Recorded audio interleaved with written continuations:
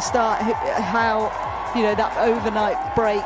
There is a photograph somewhere in the archives of a teenager on a practice court in Manila, hitting forehands into a fence, no crowd, no cameras, no seed number next to her name. And then there is a different image from 3 days ago of that same young woman lifting a trophy in Washington, D.C., a stadium full of people chanting her name. Today was a little bit hotter. I think I was playing much better yesterday for whatever reason than I was today. A world number 3 sitting on the other side of the net, still trying to understand what had just happened to her. Between those two images sits Alexandra Eala, 21 years old, now the world number 20. And as of this week, the first player from the Philippines ever to win a WTA Tour singles title. On August 13th, she walks onto the grounds of the Cincinnati Open, not as a wild card, not as a qualifier, as the champion of the tournament she just left, holding a resume nobody else in the field carries into next week. To understand why the WTA 1000 Cincinnati field is quietly recalibrating around a player it barely had to think about a month ago, you need only 3 facts. The first, in 1 week in Washington, Eala beat the top 3 seeds, the number 1, the number 2, and the number 3. The second, she did it on hard court, the surface where she was supposed to still be developing. And the third, she arrives in Cincinnati by direct entry into a main draw that includes 75 of the world's top 77 players, headlined by Aryna Sabalenka, Iga Swiatek, Coco Gauff, and Jessica Pegula, the same Jessica Pegula she just beat, 4-6, 6-4, 6-love, for the biggest title of her life. And this is where the story becomes something more complicated than a headline, because the question the tour is now asking is not whether Alex Eala can play. That question closed on Monday night in Washington. The question is whether what happened in D.C. was a ceiling, like a perfect week that lifted her higher than she can sustain, or a threshold, a door she has walked through and cannot walk back from. Every player who wins a first WTA title arrives at the next event carrying this exact question, and the tour's history holds both answers. Some champions never win another title. Some champions never lose that gear again. The Cincinnati Open, starting in 9 days, is the first place the WTA gets to see which one Eala is.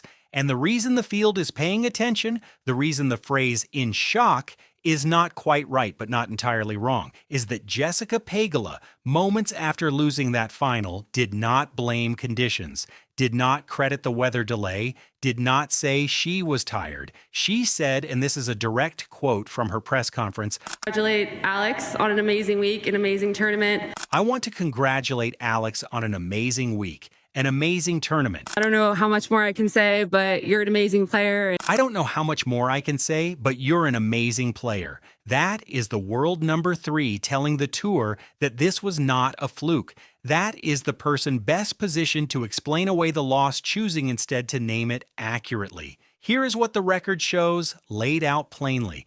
2 weeks ago, Alex Eala was ranked number 28 in the world. She had never won a WTA main tour title. She had reached the semifinals in Miami. She had beaten some top players in stretches, but she had not yet closed a tournament. She entered the Mubadala DC Open as a projection more than a pattern, a name people were tracking for later, not for this month. She arrived in Washington on a hard court surface that historically favors bigger servers and taller players, and she was drawn into a bracket seeded by Pegula at number 1 and stacked with veterans across every quarter. Then, over 7 days, the pattern rewrote itself. She won her opening round from a set down. She then took out Clara Towson in a 3-set match in which she trailed 5-1 in the 3rd set before winning the last 6 games. And then the run began in earnest. Grouping these results changes the meaning of them, because individually, any one of those wins is impressive, worth a clip, worth a headline, but taken together, in the order they occurred, they describe something different. They describe a player becoming, in real time, someone else. In the quarterfinals, she defeated Elina Svitolina, the 10th seed and one of the most experienced ball strikers on tour, 6-3, 6-4, a straight sets result over an opponent who had beaten far higher-ranked players earlier that same week. After that match, asked why she seemed to have another gear. Late in matches, Eala said, "I guess that just comes also with the level of my tennis getting higher because you always want to win and you always want to fight." Notice what is missing from that answer. There is no surprise in it. There is no disbelief. She is describing a level she already knows she has. Then came the semifinal, and this is the match that reframed everything. Naomi Osaka, the third seed, four-time Grand Slam champion, returning to the form that had made her one of the defining players of the last decade. Eala had never beaten her. Nobody who watched the two of them before this week would have said Eala was the favorite. She won 6-4, 6-2, not close, not lucky. Her first career win over Osaka, and the scoreline did not read like an upset. It read like a report, and this brings us to the moment that will, in the long tape of her career, likely be the one people rewind. The final against Pegula. Take a breath here because the rest of the story hangs on this one sentence. She was down a set, the weather delayed the match, and when they came back out onto the court, she won the third set 6-love. 6 games to none. Against the world number 3. In a Sunday final that had been suspended long enough for both players to have every opportunity to reset, refocus, tighten up, and play the version of themselves that has been finalist material for years. Pegula came back out and played her game. Eala came back out and played a level higher than the one that had gotten her to the final. That is not a hot streak.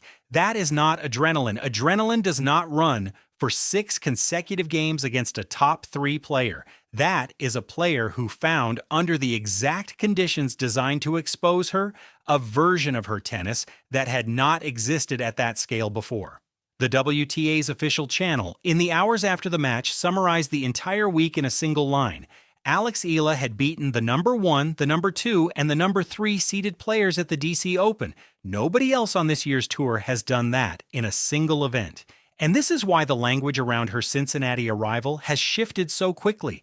The Cincinnati Open, a WTA 1000, the third largest event on the women's tour, the last major tune-up before the US Open, draws its field from the top of the sport by design. 75 of the top 77 players are in the draw. Aryna Sabalenka is defending her title from last year. Iga Swiatek is seeded to make another deep run. Coco Gauff, playing at home in the American swing, is in the mix. There is no soft round in this event. There is no bracket side to hide on. And Alex Eala, who last year was watching this tournament from a very different position in the ranking table, walks into it as the freshest champion on the calendar, carrying a form line that statistically no other player in the draw can match this fortnight.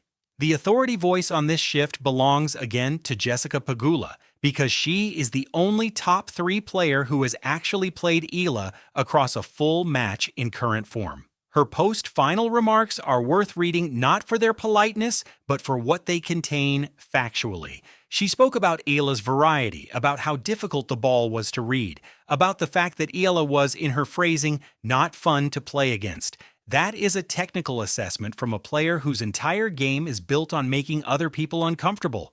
Pegula is number 3 in the world because she rarely gives opponents rhythm.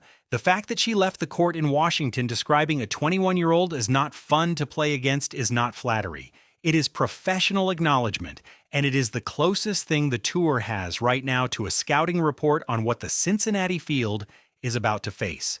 There is a wider significance here that goes beyond one week's results. Alexandra Eala is, as of Monday night, the first Filipino player in the history of the Women's Tennis Association to win a tour-level singles title. The first, in a sport that has been global for half a century. She is also the first Filipino player ever to reach the top 20 of the WTA rankings, arriving at world number 20 on the ranking update that followed the Washington final. Her prize money for the 2026 season now sits above $1.5 million, and her singles record for the year is 35 wins against 18 losses, a record that reflects a season of steady, climbing, not a single hot week. Across the Philippines, congratulations poured in through the night after the final, from officials, from athletes in other sports, from the tennis community that has been watching this trajectory for years. But the more revealing cultural moment came earlier in the tournament, during a press conference, when a reporter asked her what it was like to be a global rising star, and Eala paused and reframed the question. She said, and this is verified, I think the question should be rephrased. It's, What is it like to be Filipino?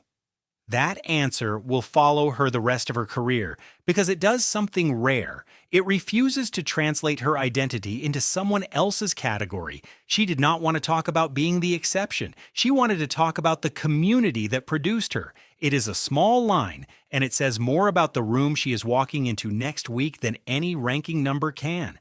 It is worth remembering, before this all sounds too much like coronation, that 6 weeks ago the story was different. At Wimbledon in June, Alex Eala walked onto a court for a first-round match against Barbara Krejcikova, the defending Wimbledon champion, and won the first set. She had the champion on the ropes, and then she lost the match. The tape of that afternoon shows a player who could see the door open and could not, in that moment, walk through it. Tennis.com, covering the loss, framed it as a test she had come close to passing. The gap between that Wimbledon afternoon and this Washington week is not measured in months. It is measured in 3-set wins from behind. Against Towson from 5-1 down in the third, against Pegula from a set down in the final. Whatever changed in Alex Eala's game between late June and early August, it changed the ending. That is the turning point the ranking table was slow to catch, and it is why the Wimbledon loss now reads less as a setback than as a data point on the far side of the line, which brings us back to Cincinnati, to the moment, 8 days from now, when a draw sheet gets published and somebody's name lands on the same line as Alexandra Eala's. Whoever it is, they will spend the days before that match watching tape of what happened in Washington. They will see the semifinal against Osaka. They will see the final against Pegula. They will see the 6-love third set. And they will have to figure out what to do about a player who, 2 weeks ago, they might have expected to beat, and who now arrives carrying the resume of the tournament she just won. That is the room Alex Eala is in now, not the qualifiers room where she has spent so many of the past seasons, not the promising young player room where the coverage was always about what might come. She is in the seeded players room at a WTA 1000, and she got there by beating the players who were already inside it. The photograph from Manila and the photograph from Washington are not two separate people. They are the same player arriving. The work continues on Wednesday, and the next chapter is Cincinnati, a tournament she has never played in the main draw before, at a level she has never sustained across a fortnight, in a field designed to find out exactly how real this new version of her actually is. If you have been following this story with us across the summer, stay in the room. It is about to get louder.